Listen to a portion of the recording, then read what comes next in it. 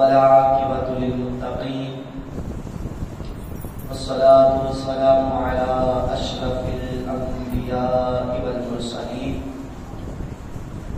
قال الله تعالى وتبارك في القرآن المجيد والفرقان الحميد. بسم الله الرحمن الرحيم. لا أقسم بهذا البلد وأنت حل بهذا البلد. آمنت بالله صدق الله العظيم وبلغنا رسوله النبي الكريم الرؤوف الرحيم ونحن على ذلك من الشاكرين والشاكرين والحمد لله رب العالمين. إن الله وملائكته يصلون على النبي يا أيها الذين آمنوا صلوا عليه وسلموا تسليما. تمام احباب آواز بلند پڑھیے الصلاۃ والسلام علیک یا رسول اللہ. الصلاۃ والسلام علیک یا سیدی یا خاتم النبیین وعلی آلک واصحابک یا سیدی یا رحمۃ للعالمین. اللہ تبارک و تعالی کی حمد و صلات کے بعد پیارے آقا صلی اللہ علیہ وآلہ وسلم کی فنا خوانی کے بعد میرے محترم بزرگوں اور معزز دوستوں کی بارگاہ میں السلام علیکم ورحمۃ اللہ وبرکاتہ. میرے محترم سامعین کرام، پیارے آقا دو جہان کے سلطان سرور ذیشان محمود رحمان صلی اللہ علیہ وآلہ وسلم کی ذات بابرکات پر درود و سلام پڑھنے کے بے شمار فضائل و برکات ہیں. پیارے آقا نے ارشاد فرمایا، جو بندہ مجھ پر روز جمعہ 80 بار درود و سلام پڑھتا ہے، اللہ تبارک و تعالی اس بندے کے 80 سال کے گناہوں کو معاف فرما دیتا ہے. اب بندے کی مرضی ہے کم پڑھے یا زیادہ پڑھے. اللہ نے توفیق دی ہے تو 80,000 مرتبہ بھی پڑھے. اگر توفیق نہیں ملی ہے تو بندہ 8 مرتبہ بھی نہیں پڑھ سکتا ہے. لیکن اللہ کی جب توفیق مل جاتی ہے تو بندہ درود پڑھتا رہتا ہے، رب اس پر اپنی رحمت نازل فرماتا رہتا ہے. آپ کے ذوق کے لیے حدیث پاک ایک اور عرض کرتا ہوں. پیارے آقا صلی اللہ علیہ وآلہ وسلم نے ارشاد فرمایا، کائنات کے اندر جتنی مکھیاں ہیں نا، ساری کی ساری جہنم میں جائیں گی سوائے ایک مکھی کے، کہ وہ جہنم میں نہیں جائے گی بلکہ وہ اللہ کی رحمت سے جنت میں داخل کر دی جائے گی. پہلے یہ مسئلہ یاد رکھیے کہ مکھیاں جو ہے نا، یہ جب جہنم میں جائیں گی تو مکھیوں کے اوپر جہنم کا عذاب نہیں ہوگا، بلکہ یہ جو مکھیاں جہنم میں بھیجی جائیں گی یہ ان جہنمیوں کے لیے بھیجی جائیں گی، ان کفار کے لیے بھیجی جائیں گی جن کے اوپر مکھیوں کا عذاب رب نازل فرمائے. آپ کو پتہ ہے مکھی کی تکلیف کتنی. ایک چھوٹی سی مکھی ہوتی ہے لیکن اس نے 6 فٹ کے 5 فٹ کے پورے بدن کو ناک میں دم کر کے رکھ دیا. پتہ اس کو پکڑ بھی نہیں سکتا، یہ پکڑ کے اس کو باندھ کے رکھ دے یا اس کو کان پکڑوا دے. ایسا ہو سکتا ہے؟ ایسا نہیں ہو سکتا. تو یہ مکھی کسی کے قابو میں نہیں آ سکتی ہے. تو جہنم میں یہ مکھیوں کا عذاب جہنمیوں کو دیا جائے گا. لیکن ایک مکھی ہے جسے جنت میں داخل کر دیا جائے گا. اس کو کس وجہ سے جنت میں داخل کر دیا جائے گا؟ فرمایا جب کہ اپنے چھتے سے نکلتی ہے نا پھولوں کا رس چوسنے کے لیے، جاتے ہوئے بھی حضور پر درود و سلام پڑھتی ہے، آتے ہوئے بھی حضور پر درود و سلام پڑھتی ہے. اس کی وجہ سے اس کو جنت میں داخل کر دیا جائے. تو میں یہاں کہنا چاہتا ہوں میرے محترم سامعین، جو مکھی دنیا میں رہتے ہوئے حضور جانے جانا کی ذات بابرکات پر درود و سلام پڑھے وہ جہنم میں نہیں جا سکتی ہے، تو جو حضور کا عاشق درود و سلام پڑھے وہ جہنم میں کیسے جا سکتا ہے؟ اس کو بھی اللہ تبارک و تعالیٰ کی رحمت کے ساتھ جنت میں داخل کر دیا جائے گا. اللہ پاک مجھے اور آپ سب کو پیارے آقا صلی اللہ علیہ وآلہ وسلم کی ذات بابرکات پر خوب کثرت کے ساتھ درود و سلام پڑھنے کی توفیق عطا فرمائے. میرے محترم سامعین کرام، میں نے جو آیت کریمہ آپ کے سامنے تلاوت کرنے کا شرف حاصل کیا ہے لا اقسم بهذا البلد وانت حل بهذا البلد.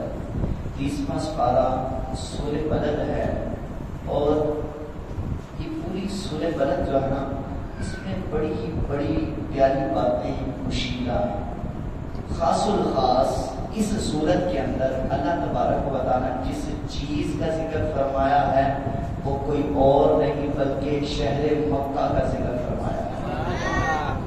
اللہ کا گھر جہاں پر موجود ہے، خانہ کعبہ، اللہ نے اس شہر کا ذکر فرمایا. وہ کیسے؟ اللہ تبارک تعالیٰ نے ارشاد فرمایا اپنے محبوب و محبوب لا اقسم بهذا البلد، ہمیں قسم ہے اس شہر مکہ کی، ہمیں قسم ہے اس شہر مکہ کی. اب تمام علماء تفسیر نے یہاں پر لکھا ہے اس شہر سے مراد شہر مکہ ہے. کیوں؟ کیونکہ یہاں پر پیارے آقا صلی اللہ علیہ وسلم کی پیدائش ہوئی، اور یہ سورت مکی ہے، مکے میں نازل ہوئی. جب پیارے آقا صلی اللہ علیہ وسلم مکہ میں جلوہ فروز تھے تو اس وقت یہ سورت نازل کی گئی. تو اس بنا سے اس کو سورت مکی اس لیے کہا جاتا ہے کہ یہ مکے میں نازل ہوئی ہے. تو فرمایا لا اقسم بهذا البلد، قسم ہے ہمیں اس شہر مکہ کی. اب جب یہ کہہ دیا تو یہاں پر علماء کرام نے دو باتیں ارشاد فرمائی ہیں.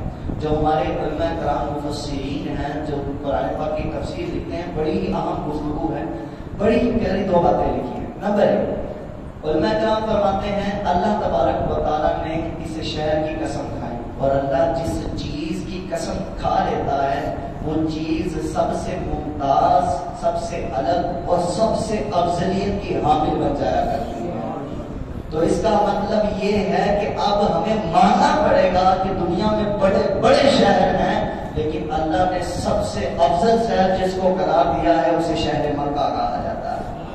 وہ شہر مکہ ہے. شہر مکہ کا وہ مقام ہے جسے افضل ترین کہا گیا ہے. اور دوسری بات جو ہمیں یہاں پر پتہ چلی کہ یار یہ شہر مکہ کی قسم اللہ تبارک و تعالیٰ نے اٹھائی ہے، تو کس وجہ سے اٹھائی ہے؟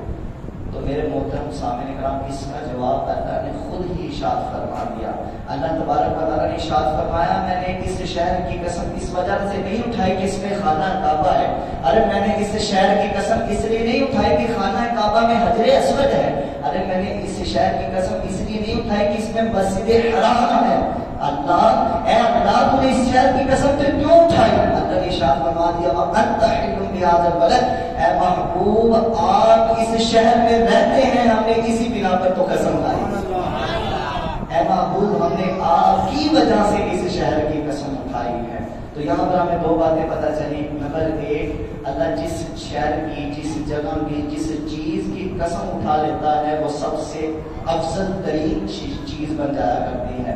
اور دوسری بات یہ ہے کہ وہ افضل ترین جو جگہ ہے وہ جگہ کو یہ نسبت حاصل ہے کہ اللہ نے مقام ایسا عطا فرمایا ہے کہ محبوب جیسا محبوب اس مکہ میں پیدا فرما دیا ہے. اب میرے محترم سامعین کرام، یہاں پر غور طلب بات ہے، حضور مکے میں رہتے تھے تو مکے کی شہر مکہ میں رہتے تھے، اس سے کیا مراد ہے؟ فرمایا پیارے آقا صلی اللہ علیہ وسلم کی پیدائش مکہ شریف میں ہوئی، اور تقریباً پیارے آقا نے 53 سال، ایک روایت میں 51 سال اور ایک روایت میں 53 سال 53 ایئرز، یعنی سال آپ نے مکہ شہر میں گزارے. وہ تو جب کافروں نے ظلم و ستم کرنے شروع کیے پیارے آقا صلی اللہ علیہ وسلم کی ذات بابرکات پر، تو اللہ تبارک و تعالیٰ کی طرف سے حکم ملا کہ محبوب اب آپ مکہ چھوڑ، اب آپ مکہ چھوڑ کر کسی اور جگہ پر روانہ ہو جائیں. اب پیارے آقا صلی اللہ تعالیٰ علیہ وسلم جب مکہ سے ہجرت فرما کر مدینہ شریف کی طرف روانہ ہونے لگے نا، تو اس وقت پیارے آقا صلی اللہ علیہ وسلم نے مڑ کے نا کعبہ شریف کو دیکھا، کعبہ کو دیکھا اور فرمایا اے کعبے مجھے تجھ سے بڑا پیار ہے، اے مکہ شہر مجھے تجھ سے بڑا پیار ہے. خدا کی قسم اگر یہ کفار مجھ پر ظلم و ستم نہ کرتے تو میں کبھی بھی تجھے چھوڑ کر یہاں سے روانہ نہ ہوتا. اتنی محبت ہے پیارے آقا صلی اللہ علیہ وسلم کو مکہ شہر کے ساتھ. اور پھر پیارے آقا نے اس کے فضائل و برکات کی اشارت فرمایا یہ جو گھر ہے، یہ جو مکہ شہر ہے، یہ بڑا ہی حرمت والا شہر ہے، بڑا ہی عظمت والا شہر ہے. کیوں؟ کیونکہ فرمایا اس شہر کے اندر تم شکار بھی نہیں کر سکتے، اس شہر کے اندر تم لڑائی جھگڑا بھی نہیں کر سکتے، یہ ایسا شہر ہے جس کے اندر تم قتل و غارت بھی نہیں کر سکتے، حتیٰ کہ احرام کی حالت میں تم مکھی نہیں مار سکتے، جو نہیں مار سکتے، درخت کے پتے نہیں ہلا سکتے، اور اس کے بعد گھاس کو بھی نہیں کاٹ سکتے۔ یہ اتنا حرمت والا شہر ہے، اتنا پاکیزہ شہر ہے۔ تو فرمایا کہ یہ بڑا ہی عظمت والا گھر ہے، بڑا ہی عظمت والا شہر ہے۔ اس کی افضلیت، اس کی شہرت جو ہے، سب سے پہلی بات یہ ہے کہ اس میں اللہ کا گھر موجود ہے، اس وجہ سے اس کا مقام زیادہ ہے۔ لیکن اس سے بھی بڑھ کر فضیلت کی بات یہ ہے کہ اس شہر میں اللہ نے اپنے محبوب کو پیدا فرمایا، اس وجہ سے اس کو افضل ترین شہر کہا جاتا ہے۔ میرے محترم سامنے کا ابھی یہاں تک جو میں نے آپ کو تفصیل بتائی ہے، یہ لا اقسم بہذا البلد وانت حل بہذا البلد، یہ تفصیلی ترجمہ میں نے آپ کے سامنے کیا ہے، لیکن جس کا با محاورہ لفظی ترجمہ ہے نا، اس میں مٹھاس اور بھی زیادہ ہے۔ اگر آپ سبحان اللہ بولے تو آپ کو اور اونچی آواز بولے، بڑی مٹھاس ہے۔ یہ تو میں نے آپ کو لفظی ترجمہ بتایا نا، عرض کیا کہ محبوب ہمیں شہر مکہ کی قسم ہے، ہمیں شہر مکہ کی قسم ہے۔ لیکن جب لفظی ترجمہ آتا ہے نا تو اللہ فرماتا ہے لا اقسم، میں نہیں قسم اٹھاتا، میں نہیں قسم اٹھاتا، لا اقسم، میں نہیں قسم اٹھاتا بہذا البلد، کسی بھی شہر کی، اے محبوب لا اقسم بہذا البلد، میں کسی شہر کی قسم نہیں اٹھاتا، لیکن وانت حل بہذا البلد، قسم اس لیے اٹھا رہا ہوں کہ اس شہر میں آپ جو رہتے ہیں، اس شہر میں آپ جو رہتے ہیں، میں اس وجہ سے قسم اٹھا رہا ہوں تو لا اقسم بہذا البلد، میں قسم نہیں اٹھاتا ہوں، اگر قسم اٹھا رہا ہوں بہذا البلد، اے محبوب آپ اس شہر میں رہتے ہیں، میں آپ کی وجہ سے اس شہر کی قسم اٹھا رہا ہوں۔ اب یہاں پر ایک سوال پیدا ہوتا ہے، اب ساری زندگی تو حضور مکے میں تو نہیں رہے، ساری زندگی مکے میں نہیں رہے، حضور مدینہ شریف بھی چلے گئے۔ علماء کرام فرماتے ہیں کہ جب مکے کی قسم کھائی کہ آپ کہتے ہیں تو حضور تو مدینے بھی چلے گئے، جب حضور کی وجہ سے مکے کی قسم اللہ نے اٹھائی تھی تو جب حضور مدینے چلے گئے تو پھر کیا بات ہوئی؟ تو علماء کرام فرماتے ہیں جب حضور مکے میں تھے تو یہ قسم مکے کی تھی، اور جب حضور مدینے چلے گئے تو یہ قسم بھی مدینے کی چلی گئی۔ یہ قسم، یہ بلد جو لفظ ہے نا، بلد کا مطلب ہوتا ہے شہر، تو بلد کا مطلب یہ شہر ہے، تو شہر سے مراد کوئی بھی ہو سکتا ہے۔ اب وہ شہر ہے جہاں محبوب جائیں گے، یعنی جہاں جہاں محبوب گزرتے جائیں گے اللہ وہاں وہاں کی قسمیں اٹھانا شروع کر دیں۔ کیا شان ہے میرے محبوب کی، کیا شان ہے میرے آقا کی۔ اب یہاں پر ایک محبت بڑا جملہ، محبت کا اظہار فرماتے ہوئے کئی علماء کرام نے یہاں پر محبت کا اظہار فرمایا ہے۔ بعض لوگ کہتے ہیں کہ مکہ افضل ہے یا مدینہ افضل ہے، کہتے ہیں مکہ افضل یا مدینہ افضل۔ ہمارے بھی ذہنوں میں کبھی خیال آیا ہوگا یار مکہ افضل ہے یا مدینہ افضل ہے۔ مکہ کے جو لوگ ہیں وہ کہتے ہیں مکہ افضل ہے، مدینہ کے جو لوگ ہیں وہ کہتے ہیں مدینہ افضل ہے۔ جو مکہ کے لوگ افضل کہتے ہیں مکہ کو، وہ بڑے بہترین دلائل پیش کرتے ہیں، بڑے مضبوط دلائل پیش کرتے ہیں کہ مکہ افضل ہے، اور جو مدینہ والے ہیں وہ مدینے کے لحاظ سے بڑے بہترین دلائل پیش کرتے ہیں، بڑے مضبوط دلائل پیش کرتے ہیں۔ لیکن ہاں یہاں پر یاد رکھیں جو مکہ والے مدینہ المنورہ کی شان و شوکت کو پہچانتے ہیں، اس کے منکر نہیں، یہ نہیں تو اس کا انکار کرتے ہیں، لیکن اپنا علمی اختلاف رکھتے ہیں کہ مکہ افضل ہے۔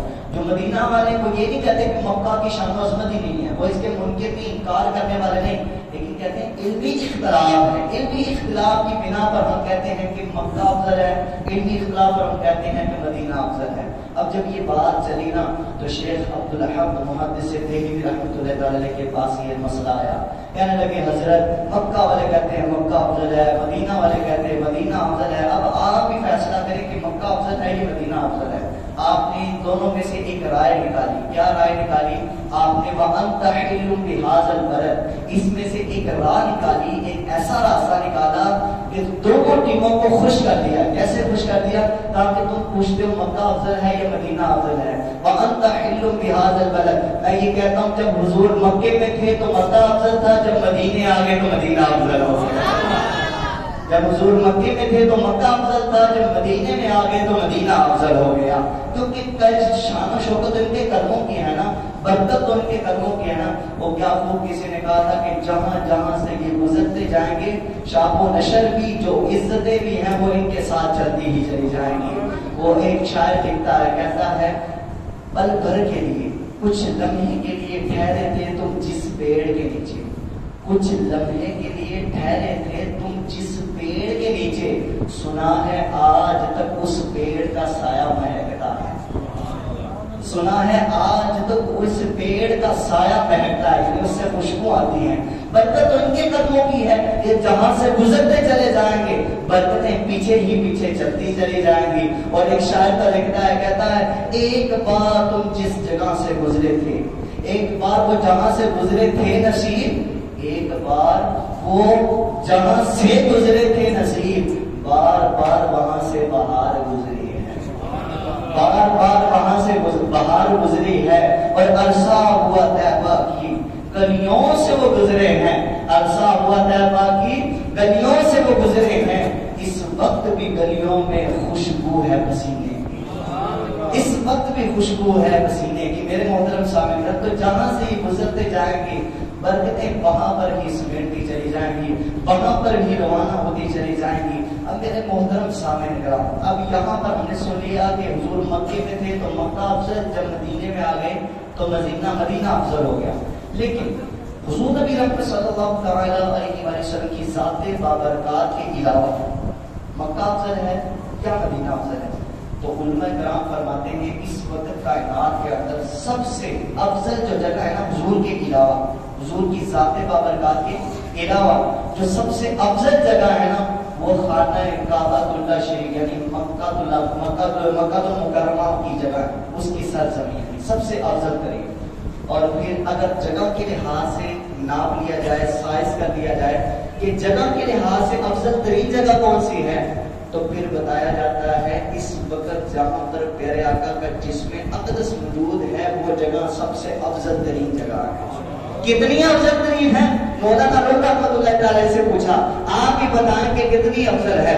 آپ نے فرمایا اس وقت جہاں پر حضور جانے جانا صلی اللہ علیہ وسلم کا جسم اقدس موجود ہے، یعنی جس زمین نے حضور اقدس کے جسم کو بوسہ دیا ہوا ہے وہ جگہ مکے سے بھی افضل ہے، مدینہ سے بھی افضل ہے، خانہ کعبہ سے بھی افضل ہے، حجر اسود سے بھی افضل ہے، آسمانوں سے بھی افضل ہے، عرش سے بھی افضل ہے، اللہ کے جنت سے بھی افضل ہے، اور اللہ کے عرش اعظم سے بھی افضل ترین وہ جگہ ہے۔ اتنی افضل ترین وہ جگہ ہے۔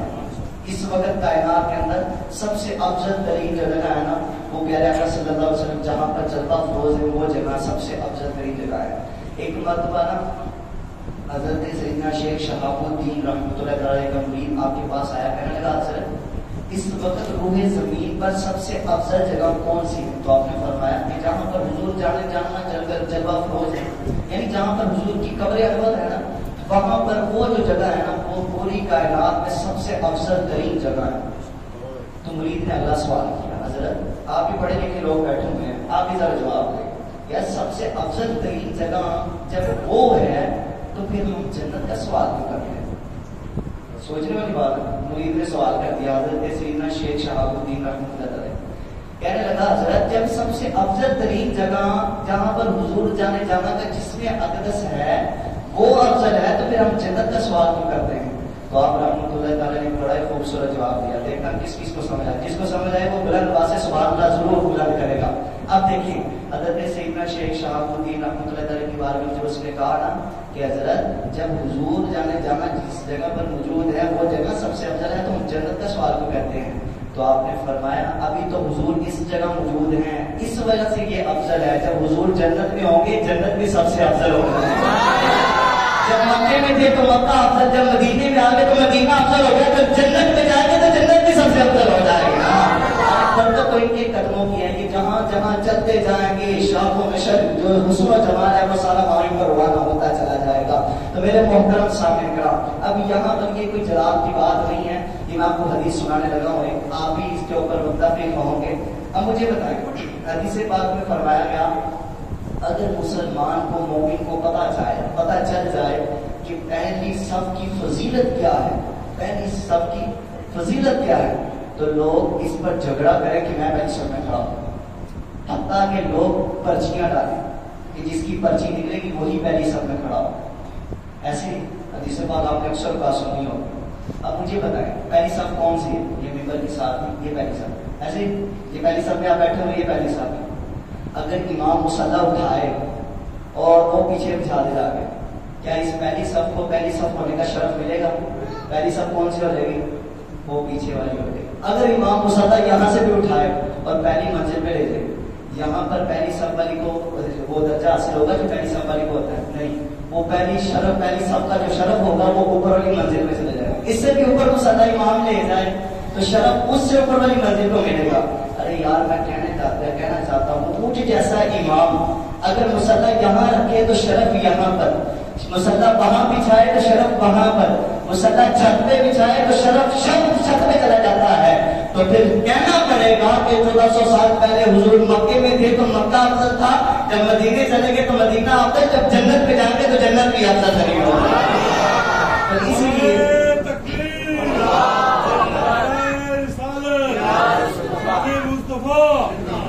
اب جہاں سے وہ گزرتے جائیں کہ شاب و نشر جو بھی نیکیاں جو بھی برکات ہیں وہ ساری انہی کے ساتھ روانہ ہوتی چلی جائیں گی۔ پر میرے محترم سامنے کرام، میرے پیارے کا صلی اللہ علیہ وسلم کی اتنی شان و شوکت ہے، ابھی تو حضور کی بات نہیں کی، ابھی حضور جس جگہ سے گزر رہے ہیں ابھی اسی کی بات نہیں کی ہے، ابھی اس کی شان و شوکت اتنی ہے تو میرے محبوب کا مقام کیسا ہوگا؟ کوئی ساری زندگی بھی محبوب کی شان بیان کرتا رہے تو بیان نہیں کر سکتا ہے۔ اعلیٰ حضرت فرماتے ہیں زندگیاں ختم ہوئی اور قدم ٹوٹ گئے، تیرے اوصاف کا تو ایک باب بھی پورا نہ ہوا۔ فرماتے ہیں اگر کائنات کے اندر جتنا پانی ہے، جتنے سمندروں کا پانی ہے، یہ سارا پانی سیاہی بن جائے، دنیا میں کائنات کے اندر جتنے درخت ہیں یہ سارے قلم بن جائیں، اور درختوں کے اوپر جتنے پتے ہیں یہ سارے ورق بن جائیں، کاغذ بن جائیں، تو کائنات کے اندر سمندروں کا پانی ختم ہو سکتا ہے، کائنات کے اندر درخت ختم ہو سکتے ہیں، کائنات کے اندر درختوں کے پتے ختم ہو سکتے ہیں، لیکن محبوب کی شانیں ختم نہیں ہو سکتی۔ محبوب کی شانیں ایسی ہیں۔ لیکن میرے محترم سامعین کرام، آج سورہ بلد کی تفسیر میں بیان کرنی تھی، لیکن چونکہ وقت بہت مختصر سا ہوتا ہے اسی لیے فقط 2 ہی آیتوں کی تفسیر ابھی بیان ہوئی ہے۔ سب سے پہلی بات، اللہ نے قسم اٹھائی شہر کی، لا اقسم بہذا البلد، ہمیں اس شہر کی قسم ہے۔ کس شہر کی قسم ہے؟ وانت حل بہذا البلد، اے محبوب آپ جس شہر میں رہتے ہیں ہمیں اس شہر کی بھی قسم ہے۔ اللہ تبارک تعالیٰ نے ارشاد فرمایا، تو اس کی تفصیل تھوڑی سی بیان کی ہے، لیکن جو مین پوائنٹ میں آپ کو عرض کرنا چاہتا ہوں وہ یہ ہے کہ یار میرے محبوب کی اتنی شانیں ہیں، میرے اور آپ کے محبوب کی اتنی شانیں ہیں، اگر کوئی میرے اور آپ کے محبوب کی شان میں گستاخی کرے کیا ہمیں برداشت ہو سکتی؟ چلے وہ بات چھوڑے، پہلی بات تو یہ، کوئی آپ کے باپ کے سامنے، والد کے سامنے کوئی شخص آئے اور آ کر آپ ہی کے سامنے آپ کے والد کی بے عزتی کرے، کیا آپ اس کو اچھا سمجھے؟ آپ اس کے منہ پہ تو تھپڑ مارو، تمہیں حیا ہے کہ میرے والد محترم کے ساتھ ایسے گفتگو کر رہے ہو، اور زیادہ غصہ آئے گا تو کوئی مان لینا یہ تو قتل و غارت پر بات پہنچ جاتی ہوتی ہے۔ تو جب باپ کی بات آئے تو ہم برداشت نہیں کر سکتے، تو مصطفیٰ کی بات آئے تو ہم برداشت کر سکتے؟ کبھی نہیں برداشت کر سکتے، کبھی نہیں برداشت کرتے۔ کیوں؟ کیونکہ محبوب نے فرمایا تم کامل مومن تب تک نہیں بن سکتے جب تک تم اپنے ماں باپ سے بڑھ کر مجھ سے محبت نہ کرنے لگو۔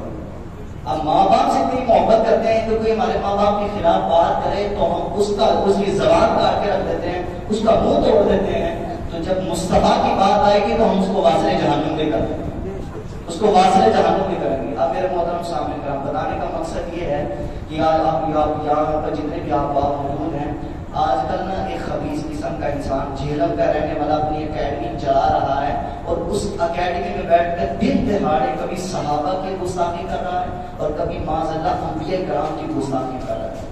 ایسا لعنتی شخص ہے، ایسا خبیث قسم کا وہ شخص ہے کہ دن دہاڑے وہ پیارے اللہ کی شان میں گستاخیاں کر رہا ہے۔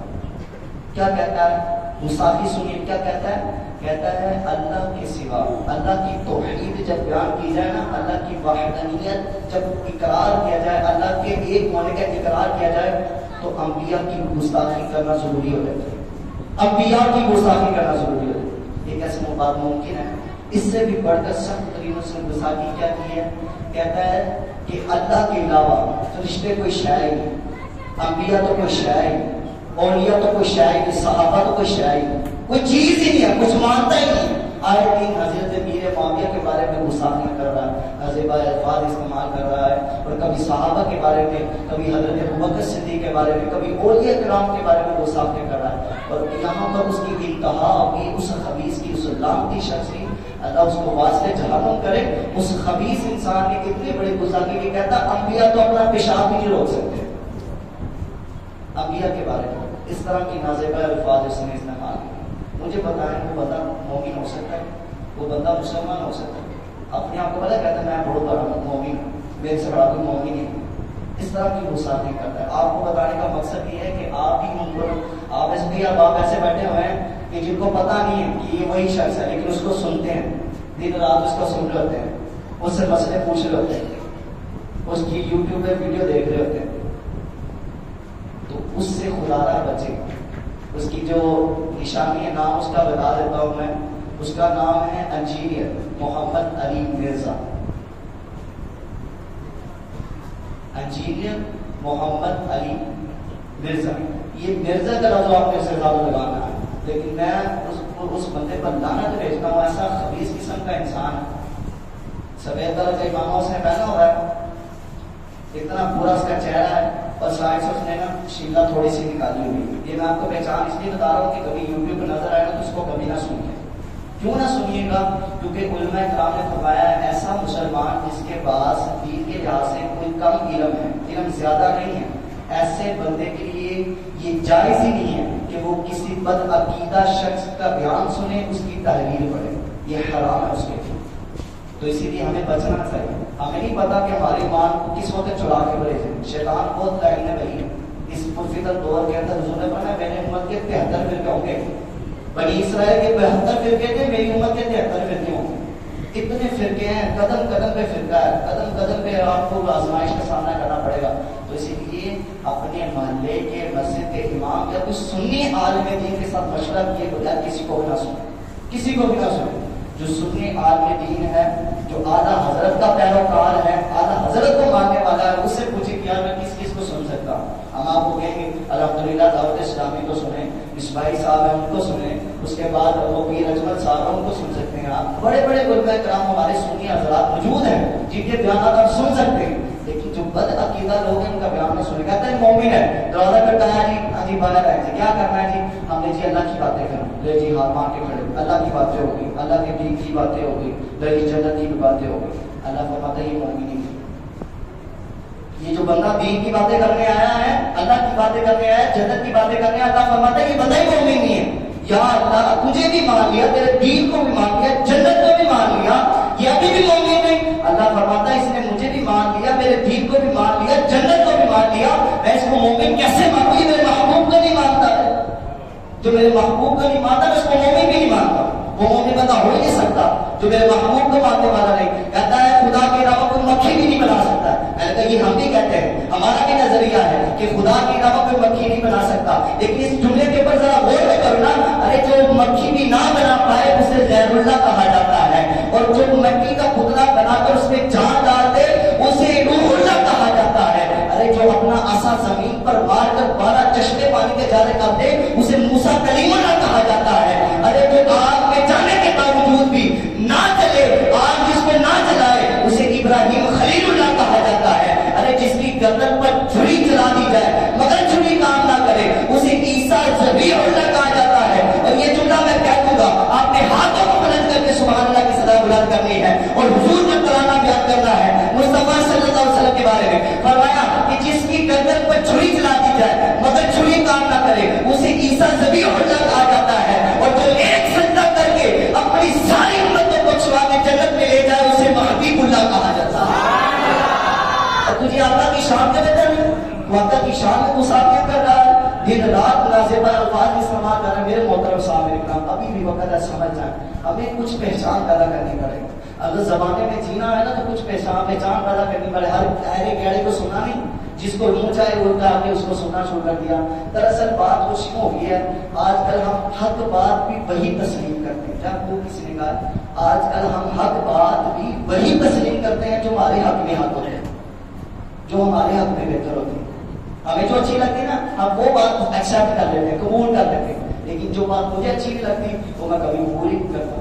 تو یہ کیسے ہوگا؟ میرے محترم سامنے کا حضور کے بارے میں صحابہ کے بارے میں، اہل بیت کے بارے میں، اولیاء کرام کے بارے میں کوئی بھی ایک نازک سا بھی جملہ بولتا ہے نا، اس بندے سے بائیکاٹ کرنا شروع کر دیں، اس کو ختم کر دیں، اس نے رشتہ ہے رشتہ توڑ دیں، اس بندے سے کبھی گفتگو نہ کرے. بھائی تو صحابہ تو گستاخ ہے، میں تجھے اپنا کیسے کہہ سکتا ہوں؟ اگر کل روز کیا حضور نے فرما دیا کہ تو میرے صحابہ کی گستاخ کے ساتھ رہا کرتا تھا، اس کے ساتھ رشتے تک کے نبھایا کرتا تھا، میں آج تجھے اپنے صحابہ کے ساتھ کھڑے ہونے نہیں دے سکتا.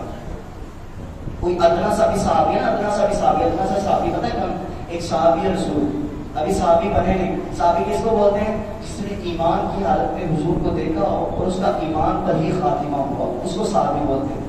گھوڑے پر سوار ہیں، حضور نبی رحمت صلی اللہ علیہ وسلم کا چہرہ دیکھا، حضور کا چہرہ دیکھ کر دل میں ایک تمنا پیدا ہوئی کہ میں بھی کلمہ پڑھ کے مسلمان ہو جاؤں.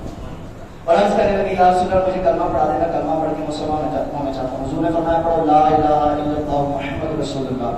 اس شخص نے پڑھا لا الہ الا اللہ محمد رسول اللہ. گھوڑے پر سوار ہے، گھوڑے کے رکاب میں پاؤں رکھا ہوا تھا، نیچے اترنے لگا اس بنا پر کہ حضور کے ہاتھوں کا بوسہ لے. جب حضور کے ہاتھوں میں ہاتھ دے دیا ہے تو حضور کے ہاتھوں کا بوسہ ہی لے لوں.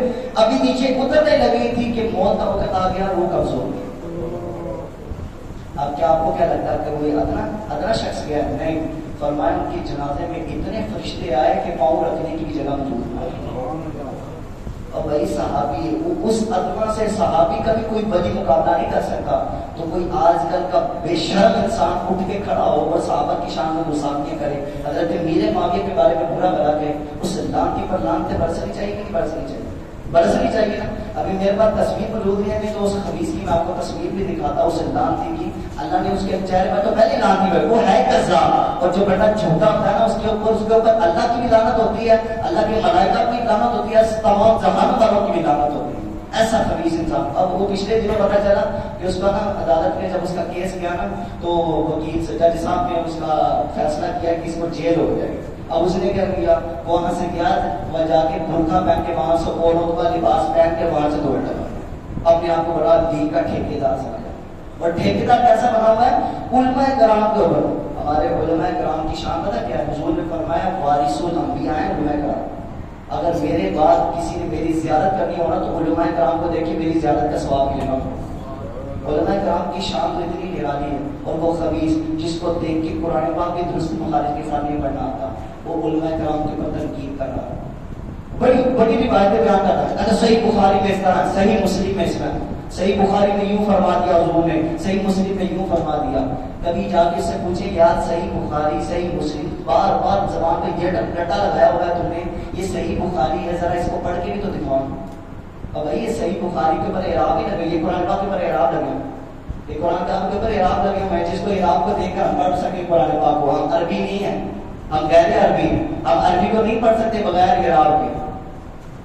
تو وہ جو کتابیں صحیح بخاری صحیح مسلم ہے اعراب کے بغیر ہے، یہ اس کو وہ دیکھ کے کوئی کتابیں پڑھنی نہیں آتی اور علماء کرام کے اوپر تبصرے کر رہا ہے، تہمتیں لگائی جا رہا ہے، دن رات گستاخیاں کر رہا ہے، دن رات گستاخیاں. آپ کے پاس آپ واٹس ایپ استعمال کر رہے ہیں، سوشل میڈیا کوئی بھی اکاؤنٹ استعمال کر رہے ہیں نا، تو نام آپ یاد رکھ لیں، انجینئر محمد علی مرزا، انجینئر محمد علی مرزا. اور یہ لانتی شخص ہے. کیا ہے؟ سارے بولے طرح لانتی. انجینئر مرزا پر لعنت ہو. کیا ہو؟ اب میں کہنا ہے انجینئر مرزا پر. محمد علی میں نہیں کہنا چاہتا کیونکہ یہ نام بڑا پاک ہے، یہ نام بڑا پاک ہے. انجینئر مرزا پر، انجینئر مرزا پر. اب آگے جو نام لگوانا ہے نا وہ تاکہ سب کو پتہ چل جائے کہ بھائی آج کے بعد اگر کسی نے میرے سامنے آ کر صحابہ کی جان میں گزاری کی نا اس کا منہ توڑ دوں گا میں. ہم نے کیا کہنا ہے؟ ہر صحابی نبی ان کی بات سے مسجد پوچھنی چاہیے. ہر صحابی نبی، ہر صحابی نبی، آپ کو کرنے لگا ہر صحابی نبی، ہر صحابی نبی، ہر صحابی نبی. بھائی عاشق کو پتا ہونا چاہیے کہ یہاں پہ حضور کا قرآن بن جاتا ہے، ساری کائنات رب اس کے نام پر لگا دیا کرتا ہے. حضور کے نام پر جو اپنا قربان کر دیتا ہے سب کچھ، اللہ پھر اس کے لیے سب کچھ قربان کر دیتا ہے. ہم کیا کہتے ہیں؟ ہر صحابی نبی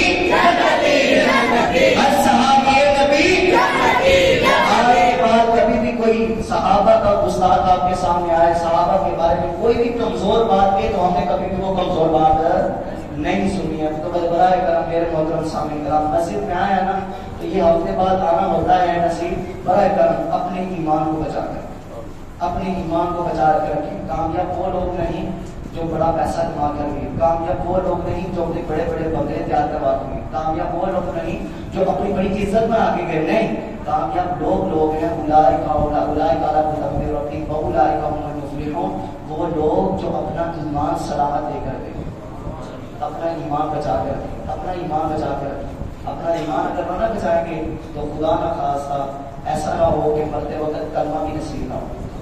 ایک شخص کو میں نے پچھلے دنوں نا ہمارے پاس ایک کلپ آیا، وہ شخص نا اس نے طوطا پالا ہوا پیرٹ، اس نے پالا ہوا تھا. تو اس کو وہ اس نے نا جب مر گیا نا، طوطا مر گیا تو اس نے رونا شروع کر دیا. محلے والوں نے پوچھا، لوگوں نے پوچھا یار پھر کیا ہوا؟ طوطا ہی کہا مر گیا، ایک اور لے لینا.